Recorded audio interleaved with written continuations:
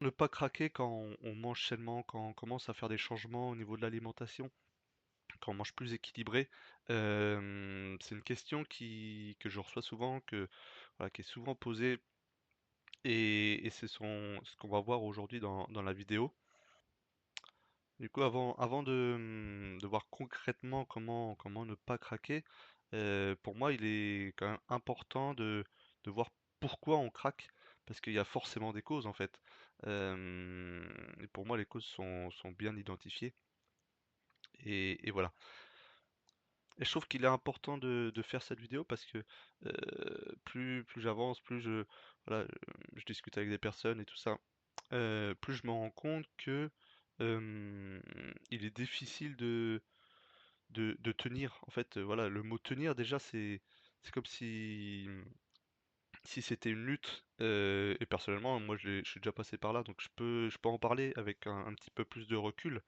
Mais quand on commence à changer d'alimentation et qu'il y a des envies de craquage, il y a de la frustration, il y a des envies de sucre, pour moi, c'est le signe que l'alimentation n'est pas adaptée.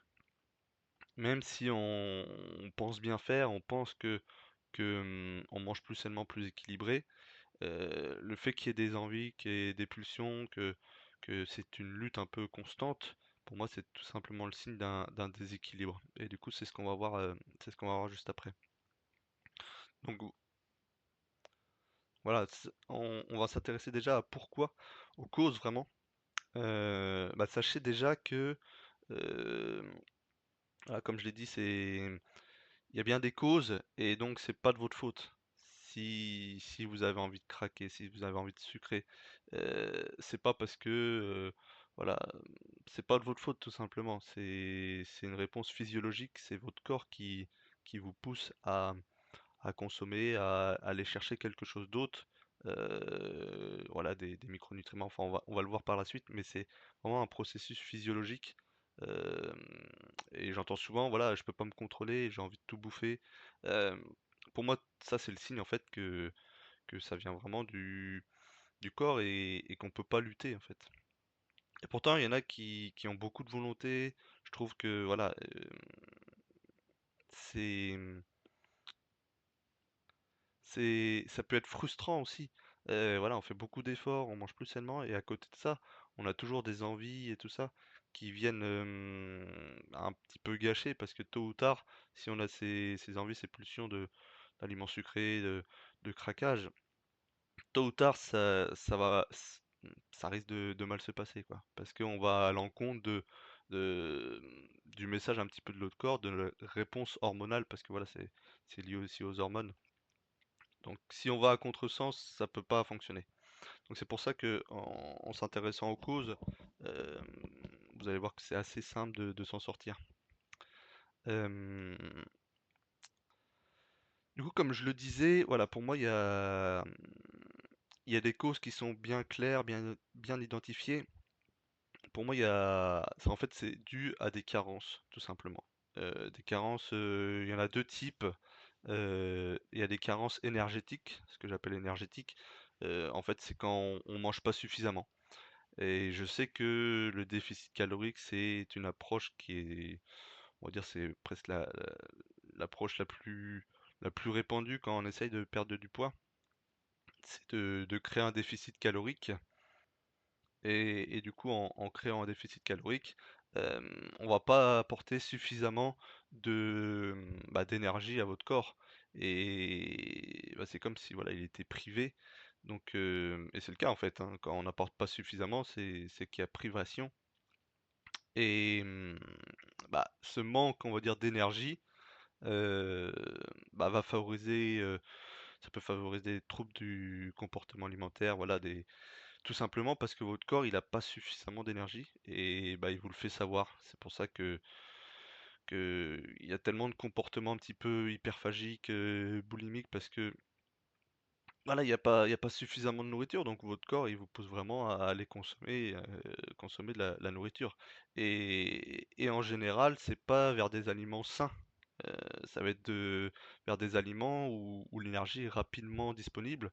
Donc ça va être généralement des aliments sucrés. Le deuxième type de carence, ça va être des carences nutritionnelles et micronutritionnelles. Donc une alimentation qui est pas suffisamment riche en vitamines, en minéraux, en oligo-éléments. Et en général, en fait, c'est les deux types de carences, ils vont ensemble. Généralement, il n'y a pas de déficit énergétique sans déficit micronutritionnel. C'est vraiment deux types de carences, mais au final, on les retrouve souvent ensemble. Et pour revenir du coup aux micronutriments, en fait, il y a des études qui ont montré euh, qu'en fait, notre corps était capable, à partir du moment où on mange, en fait, était capable de détecter la quantité de micronutriments des aliments qu'on ingérait, mais très rapidement. Et du coup, ces études montrent que quand il y a une alimentation du coup pauvre en micronutriments, il y avait des signaux de satiété, de satisfaction, de tout ça, qui n'étaient pas mis en place. Ça veut dire quoi? Ça veut dire que on peut manger, et on n'a pas de signaux de satiété, on n'a pas de signaux comme quoi il y a des micronutriments qui arrivent, euh, et du coup ça peut favoriser un petit peu des comportements aussi bah, de bah, d'hyperphagie, des choses comme ça, des troubles du comportement alimentaire, tout simplement parce que le corps attend des micronutriments qui reçoit pas. Donc, donc de mon point de vue, en fait, pourquoi on a envie de manger, pourquoi on a envie de plus manger et tout ça, euh, et pas forcément des aliments sains. C'est tout simplement parce que voilà, on manque d'énergie, on manque de micronutriments. Hem, c'est les 2 choses que le corps a besoin, et si l'alimentation n'est pas suffisamment nourrissante, on aura ses envies. Parce que le corps, voilà, il réclame quelque chose, je pense que voilà, vous l'avez un petit peu compris, il réclame quelque chose, sauf que, on comprend pas forcément toujours le message en fait. On aura plutôt tendance à envie de manger des choses pas forcément bonnes, mais voilà, votre corps en fait il réclame quelque chose. Et, et moi-même en fait je l'ai expérimenté.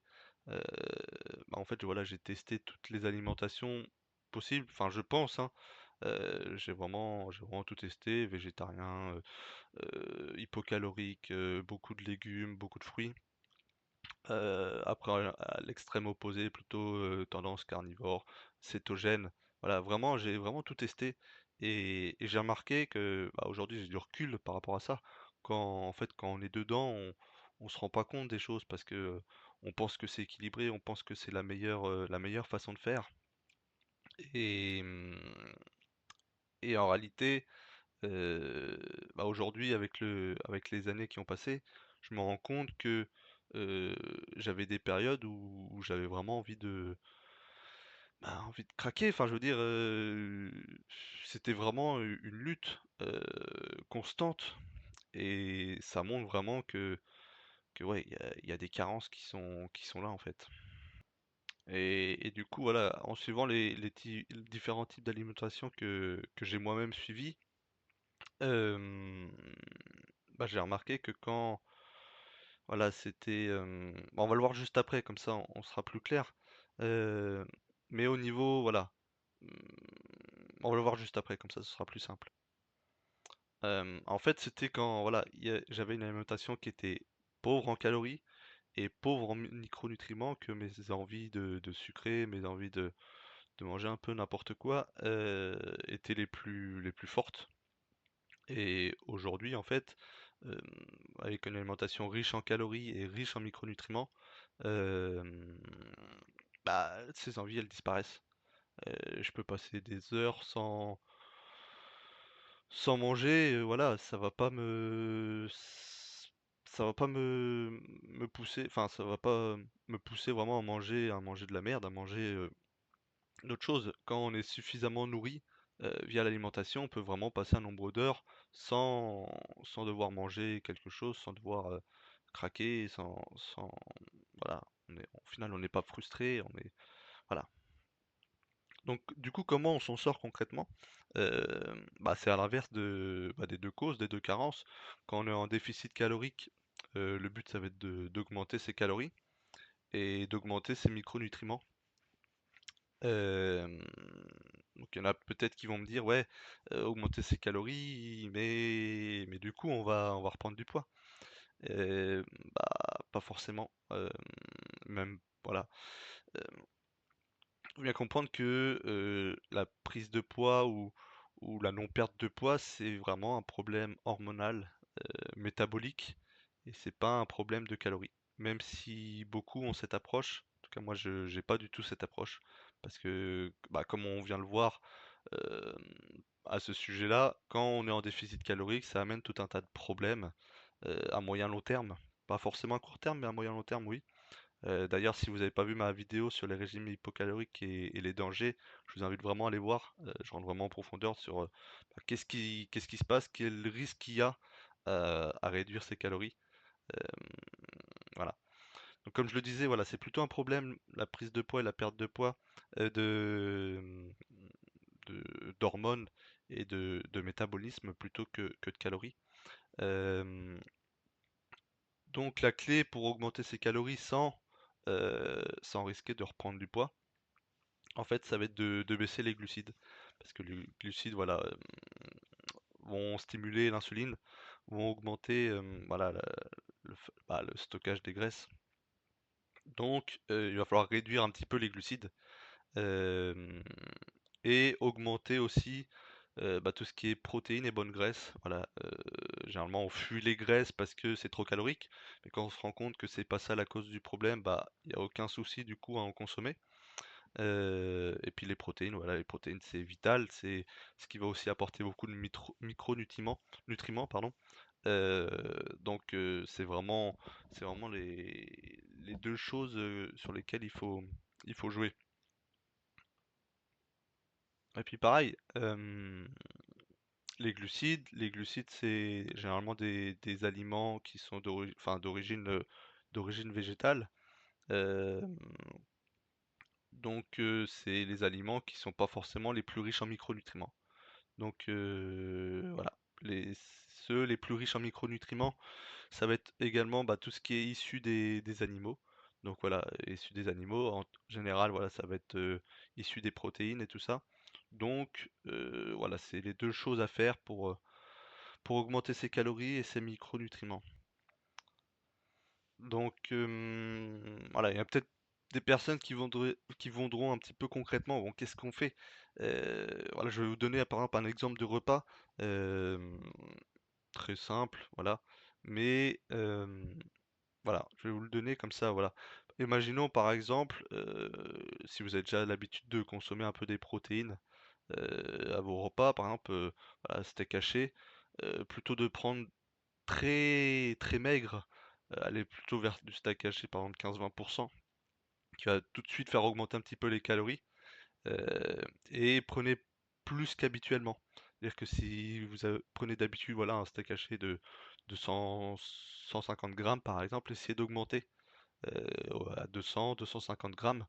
Vous verrez que déjà, euh, au niveau de la satiété, tout de suite après le repas, tout de suite au niveau de la satisfaction euh, du repas, bah, c'est en augmentant ces parties protéines animales que vous allez être plus satisfait,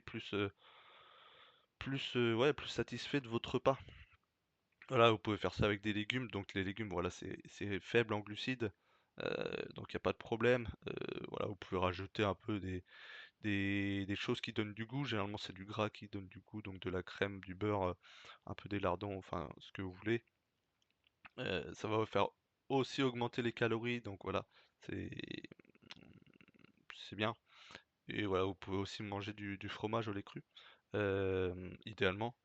Et puis voilà, ça fait un repas qui est au final pas compliqué, assez rapide à faire, et, et qui va être vraiment nourrissant en fait.